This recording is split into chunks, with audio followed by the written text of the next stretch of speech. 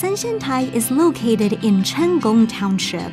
It is formed by a combination of an offshore island and coral reefs. The main island is connected to the shore by a bridge with 8 arched sections. When the waves are breaking, it looks like a huge lying dragon. Legends say that Lu Dongbing, Li Tieguai, and He Xiangu of the 8 immortals once visited the island, thus giving it its name of San Xian Tai, 3 Immortals Island. The island is dotted with strange rocks and formations from sea erosion.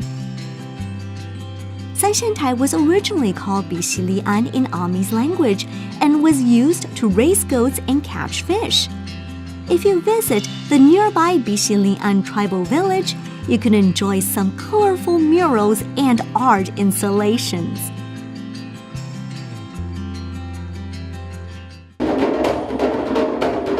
In addition, the local Pow Pow drum ensemble uses buoys, goat skin, and bamboo to make unique musical instruments.